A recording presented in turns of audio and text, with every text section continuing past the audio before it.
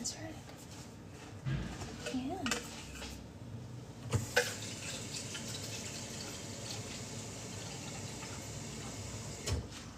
Okie dokie artichokey. Okie dokie little miss, little miss. Hey Stephanie, how are you feeling today? I hope you're good. Hey Cindy, how are you also?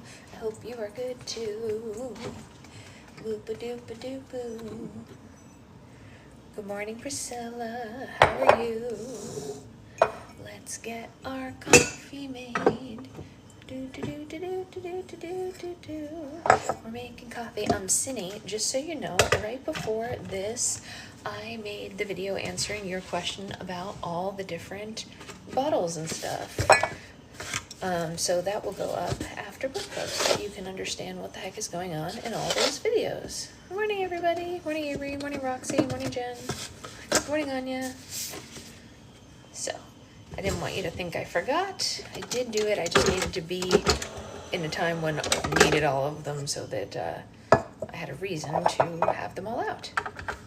Yeah, you know what the funny thing about it was, and I mentioned this in the video, I totally forgot that if you haven't been on New Mom TikTok as long as I have, you would have no idea. Like, I remember the first time I saw those videos, I was like, what are these people doing? But it got in my brain, and I forgot that that was, like, you know, a thing. So, yeah, makes sense.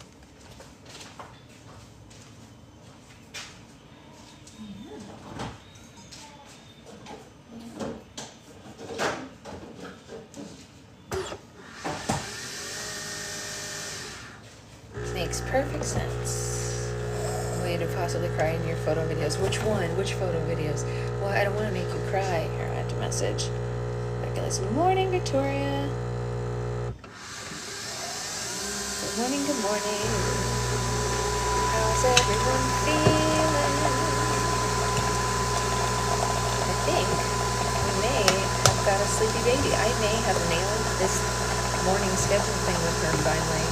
I think I have figured out how to get her to sleep in the morning, which she needs to, otherwise she gets a little cranky bounce. Oh yeah, that's sweet, right?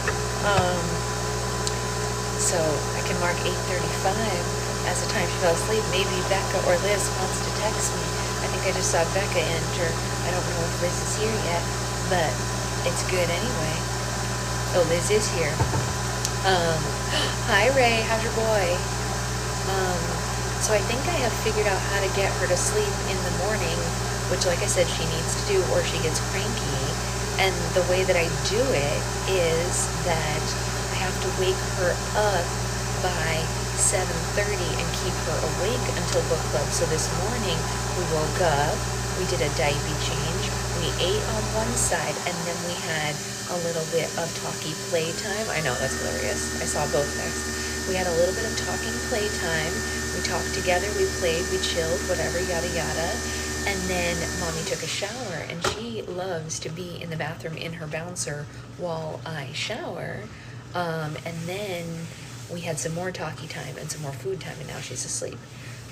The box hasn't come yet, Ray, unless it came late last night and they haven't sent me the code yet. But I will let you know ASAP as soon as it gets here. I will go check the mail again today, but I don't have any new codes. And usually when I get a box, I have a code. So I will double check. But you know what? You know what I can just do? Since I made the labels, I can just check the tracking. That's what I will do when we get off live. But yeah, no, I would let you know immediately. Yeah, you know what? She's actually super chill. I bring the bouncer in the bathroom and I put it right next to the shower door, and it's clear so I can see her and she can see me, and she's happy as a clam, and she just sits there and she bounces. She's never cried once doing it. We've done it a couple of times now and she's a happy girl, so yeah. My husband would hold her if I asked him to while I was showering. The thing is though, he works so late at night, I wanted to give him a chance to sleep, so I figured out that I could take her in the bathroom. Hey Nina! One of my goals for today is to make videos of the slimes that Nina sent me. I'm very excited to do that. Yes, yes, yes. Someone named Diana has invited me to co-host their live, but I don't know Diana, so probably not going to do that. Probably not going to do that. But that's okay. You know, good luck to Diana and all of her endeavors. I hope everything goes really well for her, whoever she is. I don't know her though, so I will not be joining her live, which I think is fine.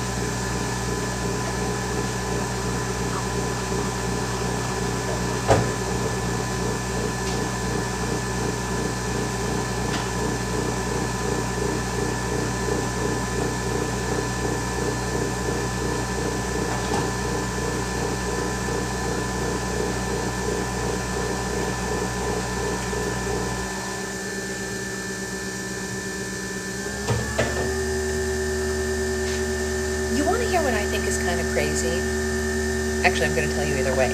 I think it's kind of crazy that people even invite users that they don't know / have never spoken to. Thank you, Claire. You know, like people are out here inviting people they don't know, aren't mutuals, have never spoken to join their lives. First of all, what I don't understand is why you would take that risk. What if I joined your live and I caused a community guidelines violation by saying something really bad in your live, right? That's number one.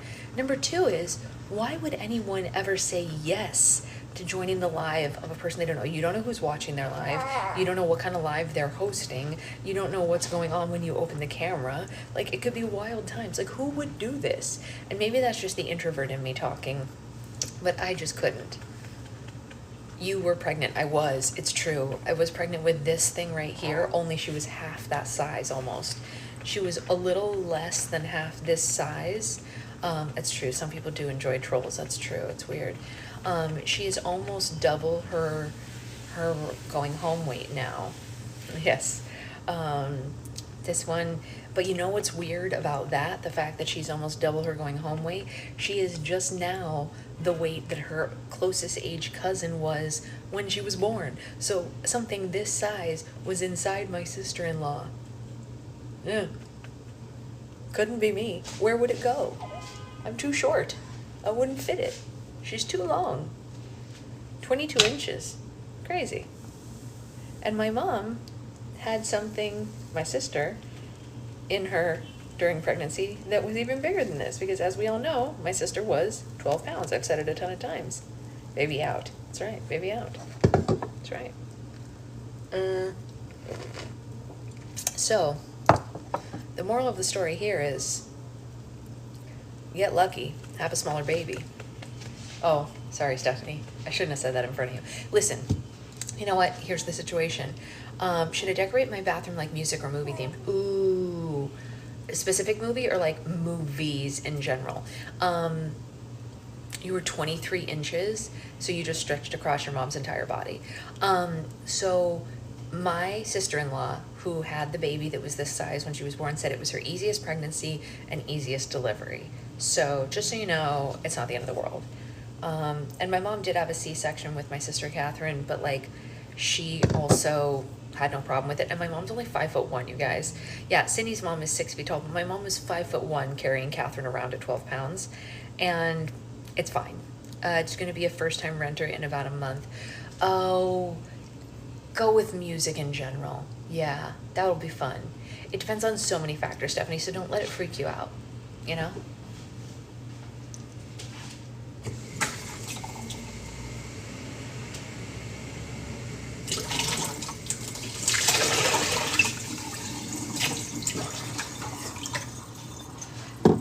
One sister is 5 and she had, yeah. My mom and my brother are mainly, oh, you know what? The thing about that, Stephanie, is I think it's all relative, because in the moment you're going to have no idea, pretty much. Question for you, though, Stephanie. Have you thought about, no, you're not late at all, Christy. We haven't started reading. I was just making coffee, and we're talking to Stephanie about baby sizes.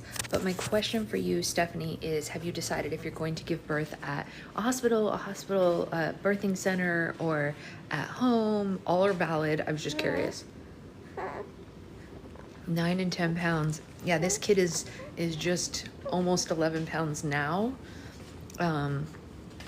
But she's also over 2 months old. So it's a little different, you know? Okay, we're gonna sit down. very carefully hospital with a NICU because I'm high risk. Yes, that makes perfect sense. I will tell you, I also chose to do that. So if you would like to talk about that experience, or if you want to know the names of some of the books that I read about doing that, let me know. Stephanie, are you and I friends on Goodreads? I can't remember, because I can't remember anything anymore, so don't judge me. Remember when I used to remember everything, you guys? Wasn't that cute? My first was 8 pounds, second was 5.5 when we left the hospital. Yeah, she was 5'10" when we left the hospital. Yeah, small. Do you guys remember when I used to be able to remember everything, literally everything about everyone? I still remember a lot of stuff about a lot of people, but not everything anymore. So if we are friends on Goodreads, you should go through and look at the different books that I read, because if you need, I can just send you the links. I read a number of books about how to have, and I don't know if this is your choice, so if you're not choosing to do this, listen, just tell me, and I have no judgment. Every version of how people choose to give birth is valid, unless you're like on crack or something, and then that's the unvalid version. Hey Natasha, can't wait to see you this afternoon.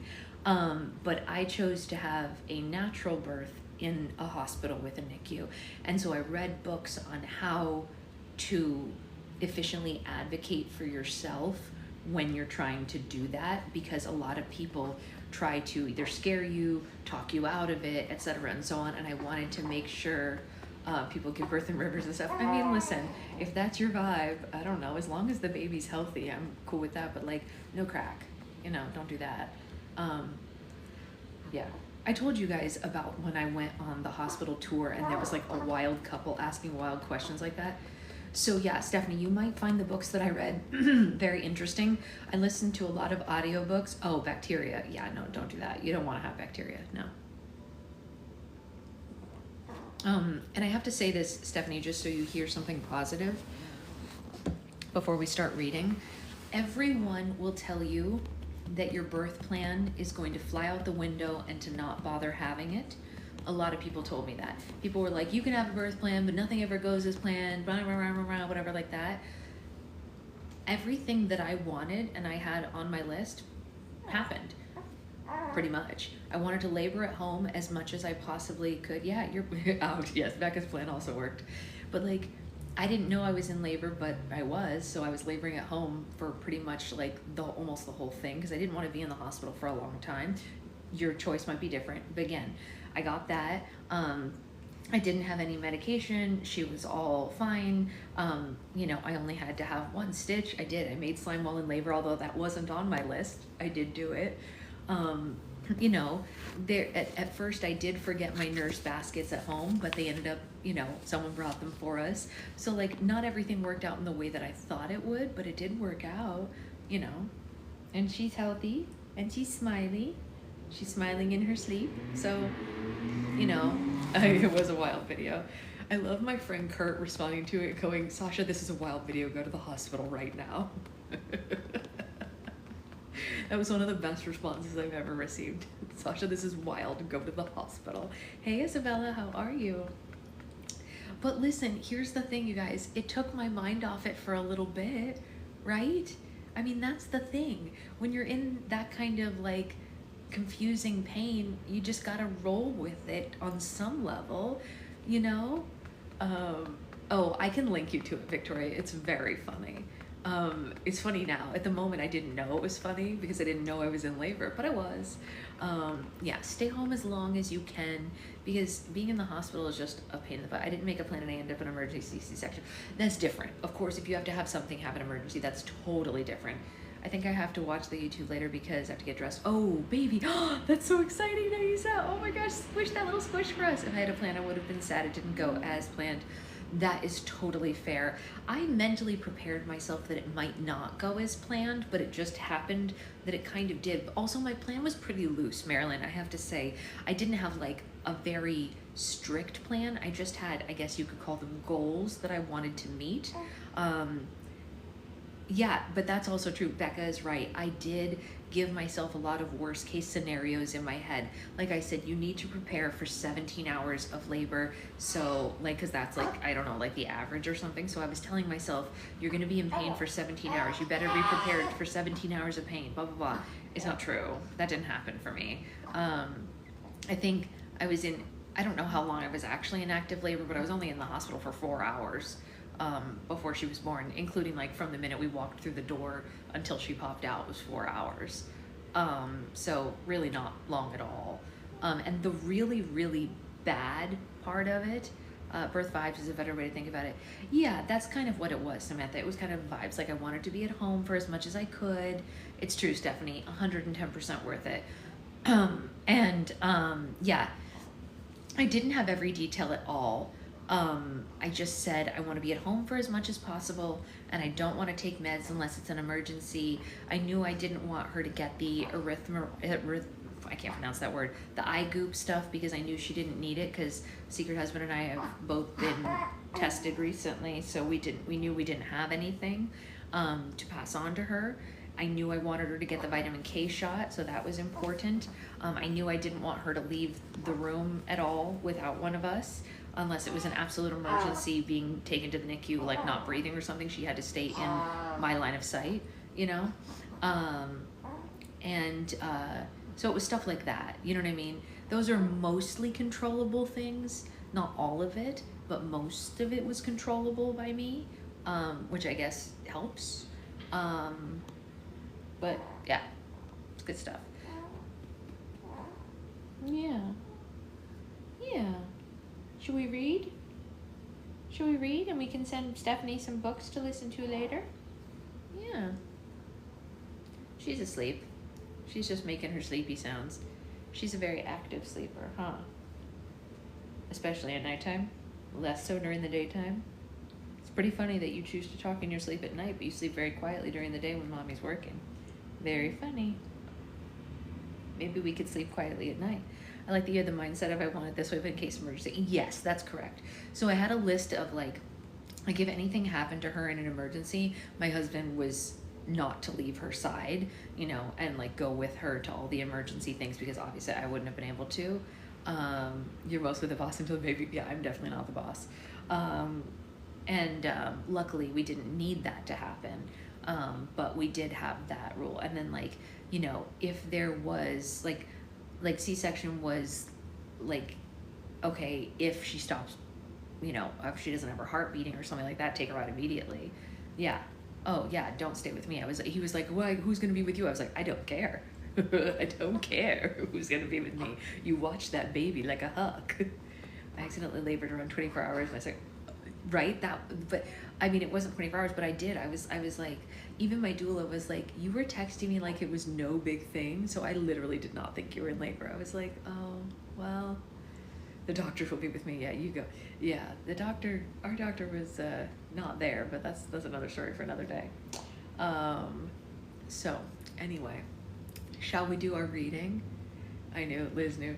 You guys knew that I was in labor? I did not know. And I kept trying, well, like, here's the thing. I thought that I might be in the beginning stages of labor. I didn't know that I was in full active labor. And I kept asking my doula, do you think this is the beginning of the stages of labor? Oh no, of course, Cindy.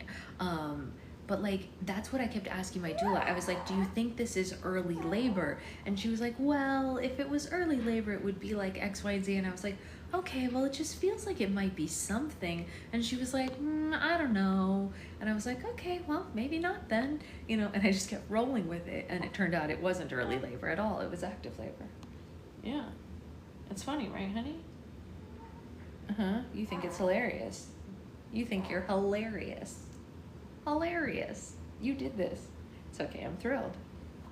It's a good way to have a car baby. Yeah, and that was my husband's literal biggest fear. I kept telling him, I was like, there's no way we're going to have a baby in the car. And that was actually his literal #1 biggest fear. Secret Husband makes other men look unwanted. My husband is top tier. It's true. She did one out. But like, the thing is, he told me every day for months, he was like, I just really don't want to be driving on the highway and have her be born. Like, he was constantly concerned about that. And I kept being like, That's wild. That's just a thing that happens on TV. That's not a thing that happens in real life. And he was like, I don't know, I don't know, I don't know. Right, Mel? And he was like, I just really don't want to be driving on the 405 in Los Angeles and have a baby coming out. And I was like, no, that's totally fair. I don't want that either. But like, I don't know. That seems really unlikely. And then when he found out we were in active labor while he was in the car, he was like, I told you. And I was like, you're right. You're right. It's because he knows I have a tendency to downplay things. You're just like la la la la la. Yeah, that's how I was, Mel. I was making slime, you're painting, and he was like, you always downplay your pain or whatever you're dealing with. Well, yeah, it is a rational fear. He's not an irrational gentleman. It's a normal fear for a first-time dad, especially in Los Angeles, because you don't know when traffic will be bad. You don't know how bad it'll be. Like, we timed how long it takes to get to the hospital, but like, who knows. What if there's a car accident and everything's blocked up and you can't get off the highway and take sides? Or, you know what I mean? Like, there's a million factors. So I get his fear. If we lived in a place where there was no traffic, I would be like, ah, come on, bro. But like in LA, it's fair. You could be in the car for a really long time. So I get it. I get his fear. I do. Does it really, Stephanie? You don't tell him that. It could take 15 or an hour. That's right. Jen's right. It could take 15 minutes or 1 hour. So he was not unfounded in his fear. But Roxy is also right that my husband does make a lot of people's husbands look really bad. Like I was reading in my due date group this morning because like, you know, sometimes when she's like half asleep on me feeding, when she's feeding and she's awake, I like talk to her while she feeds, but when she's like sleep feeding with her eyes closed, I'm like, whatever, I can doom scroll. And so many women just like complain nonstop about their partners, and I'm like, bro, you need another partner. Like, this is not how it goes. Well, I don't want you to hate your life, but like a lot of women were saying basically what you're saying, Roxy. They're like, I hate my partner, like he's so awful, blah blah blah. And I'm like, bro, why do you put up with that? Like, some partners are telling these women that they're like lazy because all they do is breastfeed and pump all day, and it's like, but do you know how long that takes? It's not lazy. And first of all, they're like healing. Like, give them a minute. Like, you can't be talking like that to your wife or girlfriend or whoever. It's so hard. It's so hard, you know? And to Stephanie, who's about to go through this, and I don't know if you're choosing to breastfeed or not, that's your journey. But like, it's not impossible, but you did. You also lucked out in the partner department, so A+ for you. But like, whether you choose to breastfeed or not my business. But also, I'm happy to give you any information you want if you do, because I'm currently in it. But like, yes, exactly what Christy's saying. Like, did you see what I just went through my body? Like, can you just like give me a minute, bro? And my husband is really good about it. He's actually better about it than I am. It's hard to breastfeed. Absolutely right, Roxy. It is hard.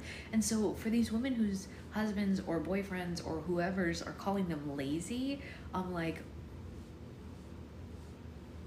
sir, take several seats at the back of the bus. Like, you are the worst. We hate you. Yes, being a single mom, I watched my mom do it, Roxy, and I have the utmost respect for every single one of you. It was, and yeah, not to mention 9 months of growing the thing too, or more, sometimes more than 9 months. I actually did have 9 months because she came early, but some people more, right? Yeah, literally, Jen. But like, I watched my mom do it because my biological father was a POS, and did nothing to help her. Not one penny of child support, didn't lift a finger, nothing at all. And, well, that's right, Jack. That's exactly right. And that's what my mom said. My mom said, I would rather be a single mom than have a POS partner, right? You know? And she didn't choose to be a single mom either, not by any means. He chose that. He chose to, like, you know, that's why you need a village, Ashley. That's right. You absolutely need a village. Yes. And it's a bad word, Natasha. It's a bad word. I don't want to say it on here, but I'll tell you later. Natasha, you know how your dad and my husband are very, very good with their kids? A POS is someone who doesn't care about their kids. Yeah, no good. Natasha actually has a great dad. Yeah. Natasha's dad is one of the funniest people ever, actually. And you guys want to hear a funny story? before Natasha was born, Natasha, I don't know if you know this. So guys, Natasha, who's here, is my goddaughter, and she is my oldest cousin's daughter. And when her mom and dad first started dating, I was still in high school, and her mom brought her dad to a Christmas dinner to meet all of us, to like introduce us to her boyfriend, so that family could meet him and see if, you know, like we all vibed or whatever. He totally vibed with all of us, like amazingly. We all thought he was hilarious. We're like, yeah, marry this one, he's so good, we love him. Chill out, honey, I'm telling a story. But what I went home and told all of my friends was that my cousin was dating Seth Cohen from the OC, because that show was out at the time, and her dad reminded me so much of Adam Brody. And I was like, oh, my cousin is dating Seth Cohen from the OC, you guys. You're never gonna, like, not literally, I didn't really think it was Seth Cohen, but like he had that vibe. And I was so excited because I was like, I don't know, I was like 15 or 16. Actually, I guess I was the age you are now, Natasha. Hey, thank you. Thank you for the congrats. So I know we're supposed to be reading. I know I wasted a lot of time chit-chatting, but you want to go in your bouncy? You're asleep. Shh, shh, shh, shh. Honey, what is it? What is it? Yeah, we can calm down in our sleep. Yes, we can. Yes, yes, yes. We can calm down to sleep through it. Okay, you want out? You want out? You want out? I agree, Tonya. I agree. Okay. She might be, Ashley. She very well might be. What?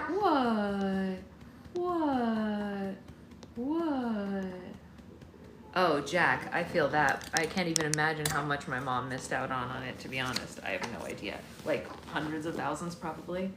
Amber, a little bit, but not bad.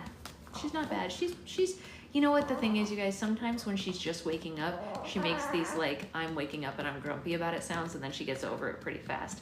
It is a cute outfit, right? My friend Karen bought this for her. Yeah, it's so cute. All right, let's read, because she seems to be fine now that she's not in the carrier anymore. She just wanted to be out. Sometimes she just wants to be out, which is fine. She loves being in the carrier when I'm standing, but she likes it less when I'm sitting, you know? We watched Severance, actually. Yes, we're behind. Don't give me any spoilers because I haven't watched the current season, but I watched the entire first season. Yes. Yeah, we watched the first season, but we are woefully behind because, as you see, we have a tiny human, and she does not let us watch a lot of television, which is fine. I'd rather have her than TV, but we are behind. That grunting car makes it. Oh yeah, no, it's so funny. She just does that when she wants to say like out, you know. That's her. She's our perfect princess. She's a pretty good communicator about like, I want to move, and then as soon as you settle her the way that she wants, she's not crying anymore. So that's why I'm like, it's probably, I bet it will. Yeah, I bet it'll have me shook. Yeah, she just grumbles when she wants to be like repositioned. But she's a pretty good communicator, I will say. But she doesn't usually have tummy. There's only been one day when she really had tummy issues. So, okay. Chapter 4. Here we go. For a few moments, Peeta and I take in the scene of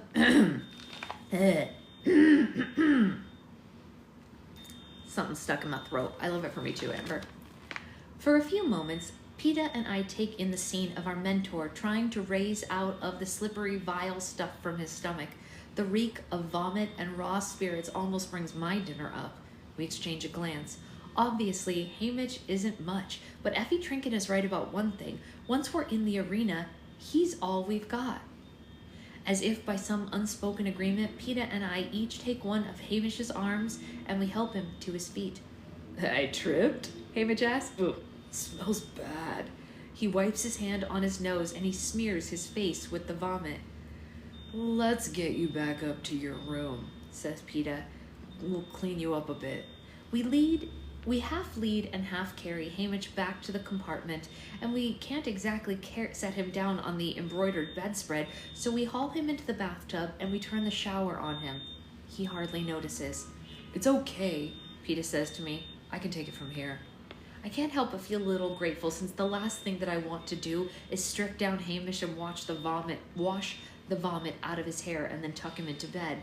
Possibly Peeta's trying to make a good impression on him, to be his favorite once the games begin, but by judging the state he's in, Hamish will have no memory of this tomorrow.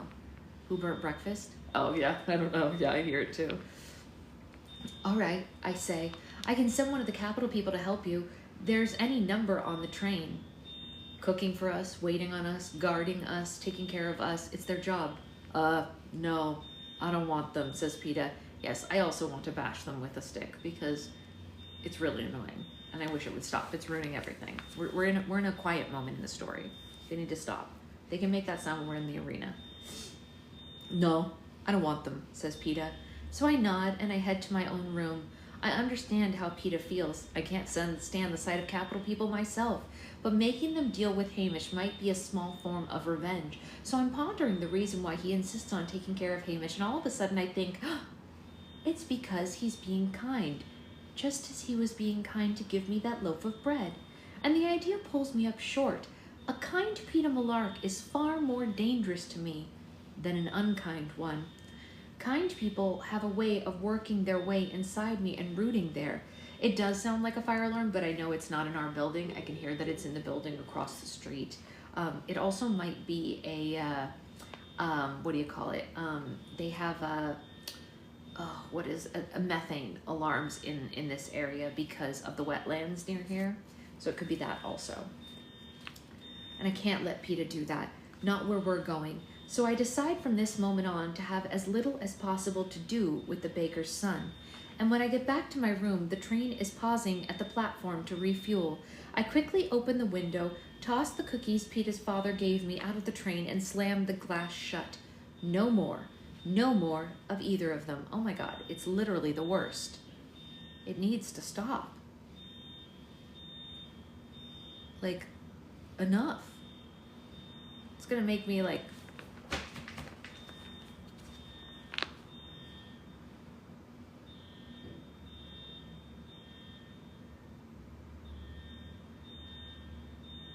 it's enough to wreck your brain, right? It really is. We do live in an apartment. Yeah, but this isn't in our apartment. It's somewhere else. It's definitely a different building, though, because ours doesn't sound like that.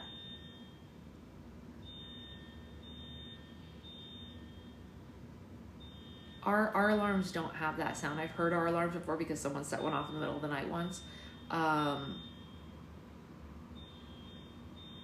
Yeah, she's not even flinching. Sounds like it's outside. I wonder if it's a vehicle, like a, yeah, like an emergency vehicle of some kind, because it sounds like it's out on the road. It's real loud though. Yeah, maybe a construction warning. I know, she sleeps right through it. She's like, I don't care. It's annoying. Okay. Where were we? Unfortunately, the packet of cookies hits the ground and bursts open to a patch of dandelions by the truck. I only see the image for a moment because the train is off again, but it's enough. It's enough to remind me of that other dandelion in the schoolyard all those years ago. I had just turned away from Peeta Mellark's bruised face when I saw the dandelion and I knew hope wasn't lost. I plucked it and I carefully hurried home. Blessings be upon you. Let's read fast before it starts again. I grabbed a bucket in Prim's hand and I headed to the meadow, and yes, it was dotted with the golden-headed weeds. After we harvested those, we scrounged along inside the fence for probably a mile until we'd filled the bucket with dandelion greens, stems, and flowers. That night, we gorged ourselves on dandelion salad and the rest of the bakery bread. The odds are in our favor because it wasn't in the odds for that to stop. What else? Prim asked me. What other food can we find? Well, all kinds of things, I promised her. I just have to remember. My mother had a book that she'd brought with her from the apothecary shop. The pages were made of old parchment and covered in ink drawings of plants. Neat handwriting in blocks told their names where to gather them, and when they came into bloom, as well as their medical uses. But my father added other entries to the book: plants for eating, not for healing, dandelions, pokeweed, wild onions, pine. Prim and I spent the rest of the night poring over those pages. The next day, we were off to school. For a while, I hung around the edges of the meadow, but finally, I worked up the courage to go under the fence. It was the first time that I'd been there alone without my father's weapons to protect me, but I retrieved a small bow and arrow that he'd made me from a hollow tree where he'd hidden them. I probably didn't go more than 20 yards into the wood that day.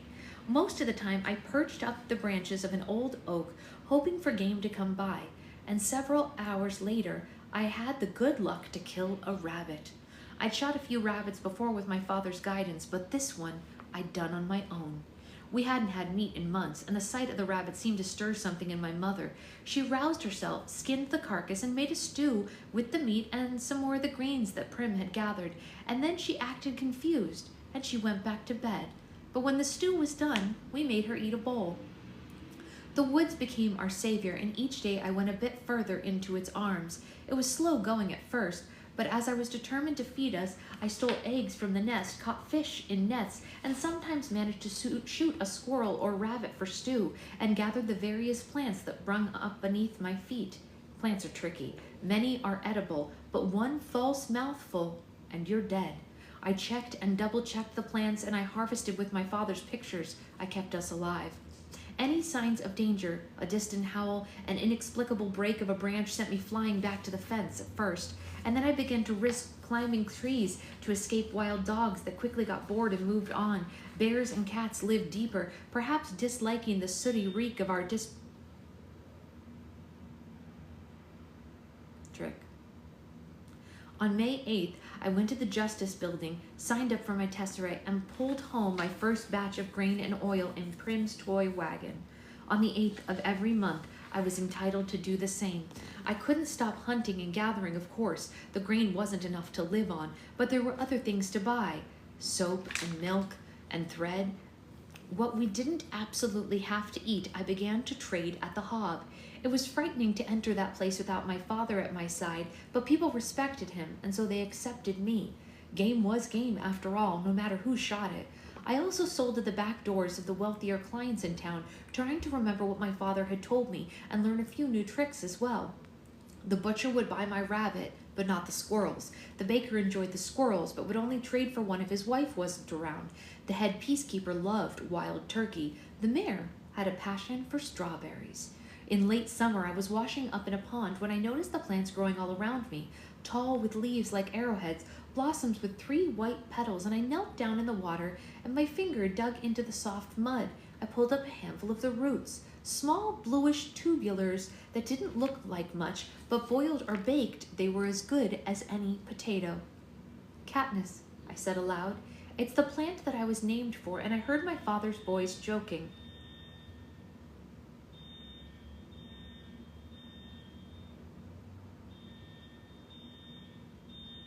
I hate it so much. As long as you find yourself, you'll never starve. I spent hours stirring up the pond beds with my toes in a stick, gathering the tubes that floated to the top. That night we feasted on fish and Katniss roots until we were all, for the first time in months, full. Could you stop? Because we're not going to be able to handle this much longer.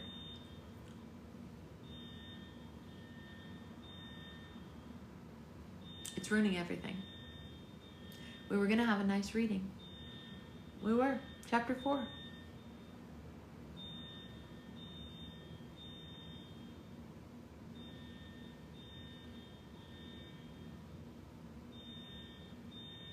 It's going to drive me absolutely nuts.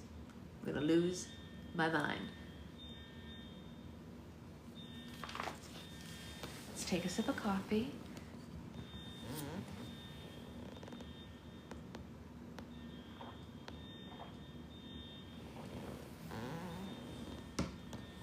The worst. It's really the worst. Ugh. Slowly, my mother returned to us. She began to clean and cook and preserve some of the food that I brought in for the winter. People traded us or paid us money for her medical remedies, and one day I heard her singing.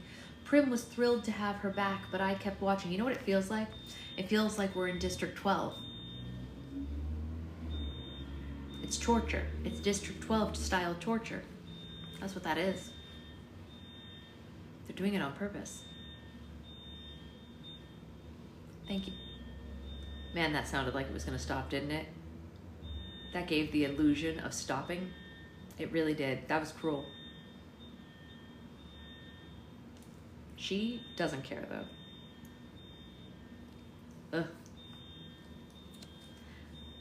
Prim was thrilled to have Mom back, but I kept watching and waiting for her to disappear on us again. I didn't trust her, and some small, gnarled place inside me hated her for her weakness, for her neglect, for the months that she'd put us through. Prim forgave her, but I had taken a step back from my mother and put up a wall to protect myself from needing her, and nothing was ever the same between us again. Now I was going to die without I read better when someone's not torturing me. Now I was going to die without that ever being set right. I thought of how I'd yelled at her today in the Justice Building. I had told her I loved her too, though, so maybe it would all balance out. For a while, I stand staring out the train window, wishing that I could open it again, but unsure of what would happen at such a high speed. In the distance, I see the lights of another district. 7, 10, I don't know. I think about the people in their houses settling in for bed. I imagine my home with its shutters drawn tight. What are they doing now, my mother and Prim? Will they be able to eat supper, the fish stew and the strawberries? Or did it lie untouched on their plates? Did they watch the recap of the day's events on the battered old TV that sits against the table on the wall? Surely there were more tears. Is my mother holding up and being strong for Prim, or had she already started to slip away again? The weight of the world on my sister's fragile shoulders? Prim will undoubtedly sleep with my mother tonight. The thought of that scruffy old buttercup posting himself up on the bed to watch Prim does comfort me. If she cries, he'll nose his way into her arms and curl up there until she calms down and falls asleep. I'm so glad I didn't drown him. Oh my God. It's kind of the worst. It's like ruining the chapter, which is so sad. I almost feel like we should stop, and tomorrow I'll read the rest of this chapter and the next chapter, because it's like gonna ruin it.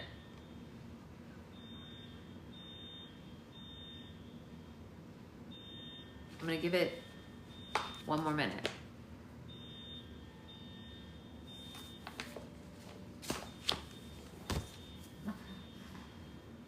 I give it a minute to do its thing, and if it doesn't stop, burn it with fire.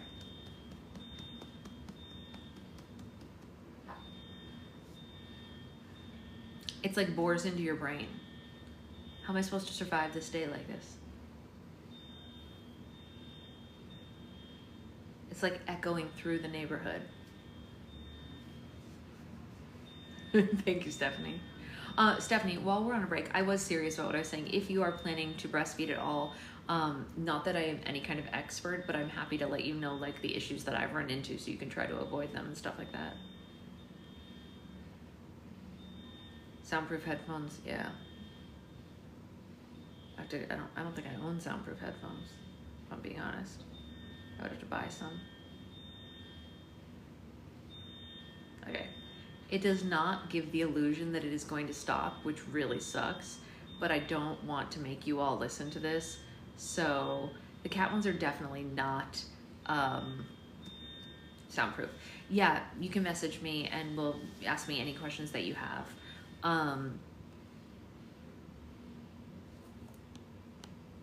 Wait.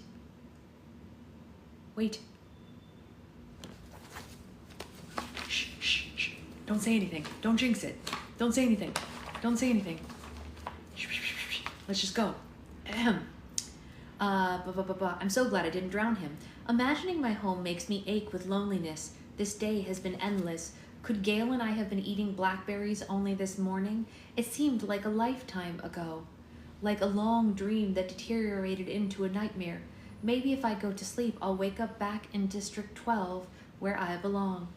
Probably the drawers hold any number of nightgowns, but I just strip off my shirt and pants and climb into bed in my underwear.